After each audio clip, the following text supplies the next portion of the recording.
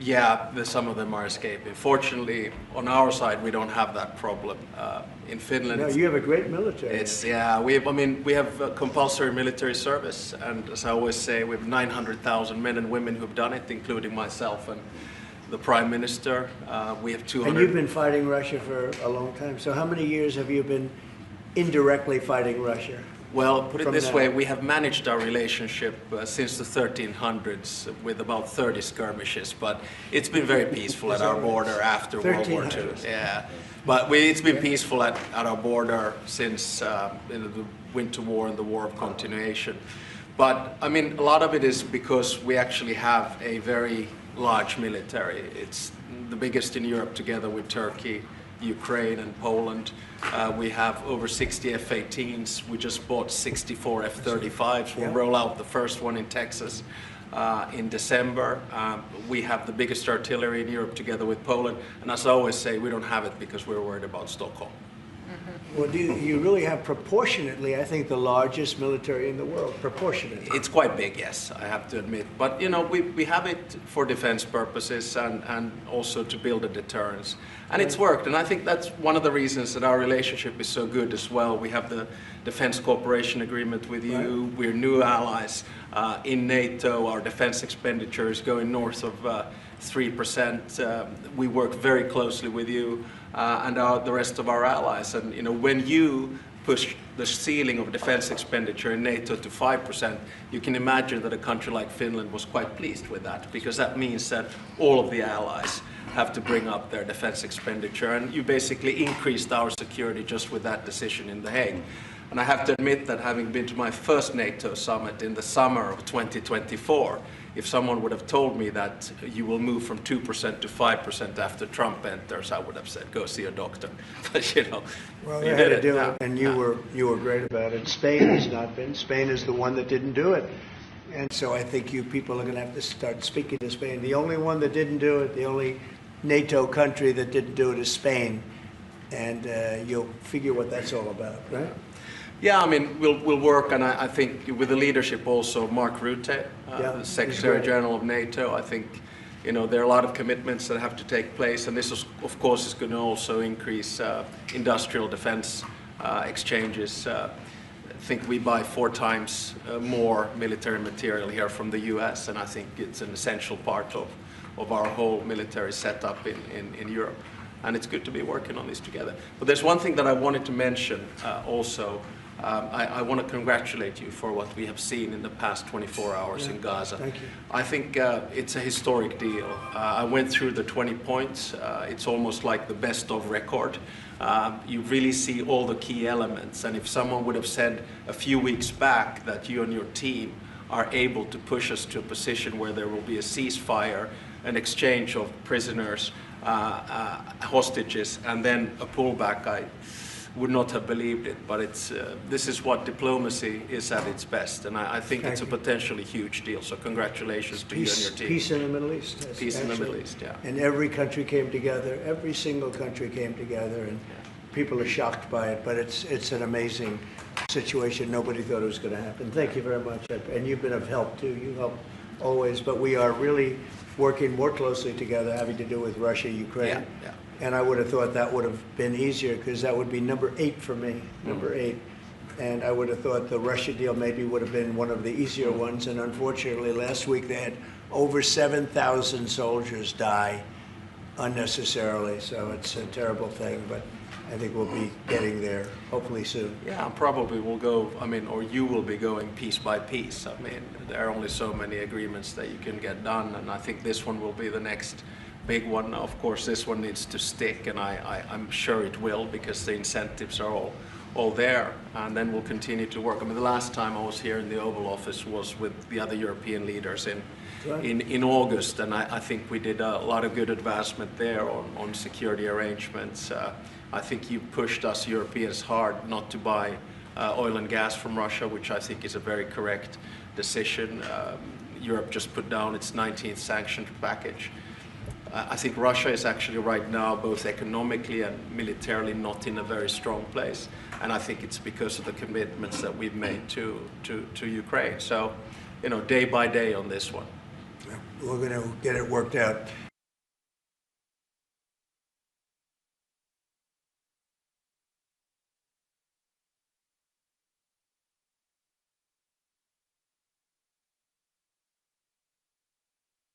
personally believe that Mr. Trump deserves to win the Nobel Peace Prize tomorrow? Well, I think that's probably a decision that comes from the Nobel Committee. And my take is that there are two key pieces that have to be solved in the big picture. One is in the Middle East, and we're seeing the results of that. And then the other one is between Russia and Ukraine. And once those are solved, I don't see any impediments Do to you it. plan to nominate Mr. Trump next year if he doesn't win? This year? I think probably the best nomination would be coming from Zelensky and then the King of Jordan. Those would be two that would come. But I think you have to, my experience with the Nobel Peace Prize comes from Martti Ahtisaari, the former president of Finland. He got it in 2008, and he got it because he negotiated 3 peace agreements on 3 different continents. Namibia in Africa, Kosovo, Serbia in Europe, and then Aceh in Indonesia.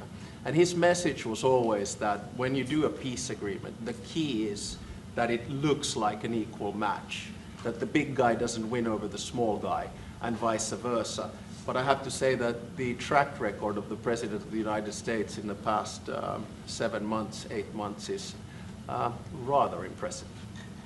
Mr. President, thank you so much, Mr. President. First of all, thank you, all of you, in behalf of the State of Israel, for everything that you're doing for my country. I want to know, how do you see the Middle East in a year from now under your leadership? And if you see maybe option for normalization between Israel and Saudi Arabia? I think it's going to be great. I think it's the hostages will be coming back Monday or Tuesday. I'll probably be there. I hope to be there, and we're planning on leaving sometime Sunday, and I look forward to it. And everybody I see is celebrating in Israel, but they're celebrating in many other countries too. A lot of the Muslim and Arab countries, they're celebrating. Everybody's celebrating. Everybody loves the deal. So it's a great honor to have been working on it. And as you know, it's all finalized and done. We've had a lot of terrifically talented people. We've had tremendous support from UAE, Saudi Arabia. Qatar has been unbelievable. Egypt, as you know, and Jordan. Indonesia. It's. I don't want to leave anybody out. Just so many different countries. It's been incredible. Nobody's seen anything like it.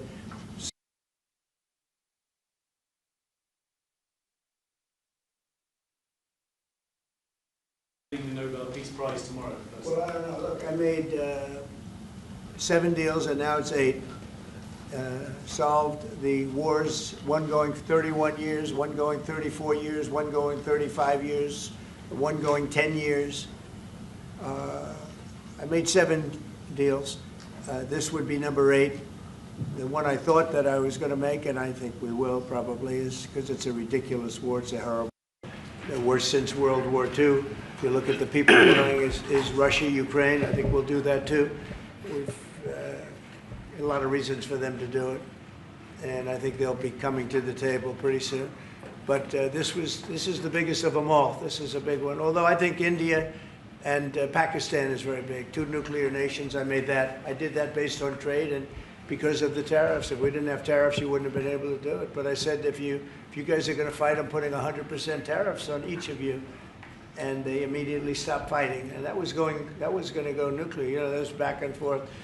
So I know one thing. I don't know what they're going to do really, but I know this, that nobody in history has solved 8 wars in a period of 9 months. And I've stopped 8 wars.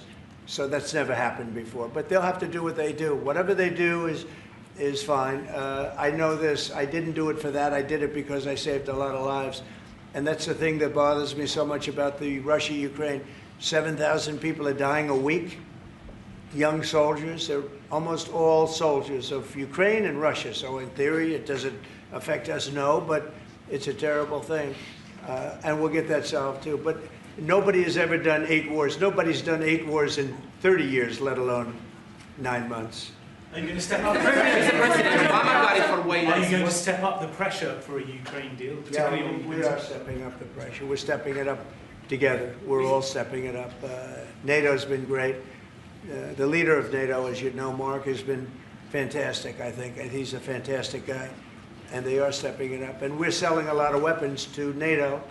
And that's going, I guess, to Ukraine for the most part. That's up to them. But they're buying weapons from the U.S. We make the greatest weapons in the world. You buy our planes and a lot of our equipment. And you have a big force, actually. You have a tremendous force of equipment. So I think we'll get that one done too, yeah. Mr. President Obama got it for way less. I want to finish, maybe. Mr. President, Mr. I'm from Finland. Mr. President, I'm from Finland. See, okay? Yeah. Am I okay? He's all right. He's all right. I'm all right. Mr. You look President. great. Yeah, President. You are buying icebreakers from Finland. Yeah. But what if Russia and Vladimir Putin attacks Finland? Would you defend Finland? I would, yes, I would. They're a member of NATO. I would. They're great people, but I don't think that's going to happen. I don't think he's going to do that. Yeah. I think the chances of that are very, very small. But it's very interesting because you have a military to your size. You have a very powerful military, one of the best. Certainly, we will be there to help. Okay? Thank you. Okay, please. Mr. President, thank you. We have a big border, as our president said. How would you exactly defend Finland? And yeah, thank you. Say what? How would you defend Finland? Vigorously. Can I just add on that? We're very pleased with the fact that we have so much training going on with American soldiers right now. So they're getting experience from Arctic conditions. And we're integrating our militaries together, working not only through the DCA agreement, but other ways as well. We see that day to day in the work that we do, and it's working well. Okay? Please. Yeah, thank you. How do you Where see are you this? from? I'm from Finland too. Only Finnish Finns. news agent. Yeah, a lot of Finns, It's no? very impressive. So, Mr. I like them President, better than our reporters. thank you. So, how do you see the situation in the Arctic developing? Are there going to be any mutual plans for Finland and U.S. to cooperate? We have a lot of relationships together. I mean, mostly buying our military equipment. They buy a lot of it. They have an order, I guess, 60 planes, 64 F-35s, and many other things too. It's a big order. Big countries don't order that many planes. You know, it's 10 billion. You have a lot of aircraft, a lot of great military. We make the best military equipment. They buy a lot from us, so it's very good. We're going to work together very closely with Finland and with NATO. We have a very good relationship. As you know, I requested that they pay 5%, not 2%, and most people thought that was not going to happen, and it happened virtually unanimously. We had one laggard. It was Spain. Spain. You have to call them and find why are they a laggard, and they're doing well too. You know, the funny thing, because of a lot of the things we've done, they're doing fine. They have no excuse not to do this, but that's all right. Maybe you should throw them out of NATO, frankly. Please, go ahead. What are you planning to do with Tall that? gentleman, nice tall gentleman, go ahead with the yellow shirt. Thank you, Mr. President. I wanted to change gears just really quickly and ask you, you're going to Walter Reed tomorrow? What are you having done? And how are you feeling? I'm meeting with the troops, and I'm also going to do a sort of semi-annual physical, which I do. And I think I'm in great shape, but I'll let you know. But I have no difficulty thus far. Is there wood around here? I'll knock on. No difficulty. Physically, I feel very good. Mentally, I feel very good. You know, I did about 6, 7 months ago. I do physicals. I like to, when I'm around, I like to check always early, always be early. It's a lesson for a lot of people. But I also did a cognitive exam, which is always very risky because if I didn't do well, you'd be the first to be blaring it. And I had a perfect score. And one of the doctors said he's almost never seen a perfect score. I had a perfect score. I got the highest score. And that made me feel good. When they asked, would I like to do one? I said, yeah. I said, did Obama do it? No. Did Bush do it? No. Did Biden do it? I definitely did. Biden wouldn't have gotten the first 3 questions right. No, Biden didn't do it. Biden should have done it. I'm actually a person that believes that if you're president, you should do a cognitive. exam. But last time I took a cognitive exam, and it was a perfect score. The doctors announced it. And by the way, not the easiest test. The first few questions are pretty easy. Once you get into the middle, it gets a little trickier. And there aren't a lot of people in this room that would get every single question right, I can guarantee you. You're putting me in a difficult spot now. Next question. Mr.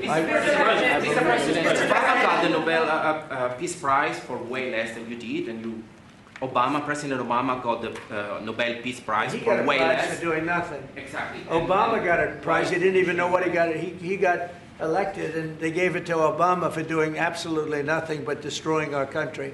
No, he was not a good president. The worst president was Sleepy Joe Biden, but Obama was not a good president. Are you going to do something with the They gave Hezbollah? him a prize. How many months after he won the election, then they gave him the Peace Prize, right? It was right after he was elected.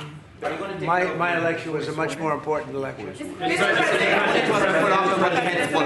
Now that you're fixing the situation between Hamas and Israel, are you going to be taking care of the Hezbollah or the Lebanese armed forces to take We're care of looking at it? that, yeah, we'll be able to do that. That will be, it's a smaller part of the puzzle, but very important part. They have a great new ambassador that I appointed, Michelle, great new ambassador, so yeah, please. You have said that the hostages will be released on Monday or Tuesday. What's your strict deadline? When do they have to get released? Well, And how I do you think make it's going to sure be Monday or Tuesday. It's going to be around that time, yeah. They're working on it very hard. Tuesday after They're that. in very diverse parts of the earth, okay? They're very, very diverse. Actually, it's, I think they're going to come through. I'd be surprised if they didn't. I think it'll happen. Mr. President. Thank you, sir.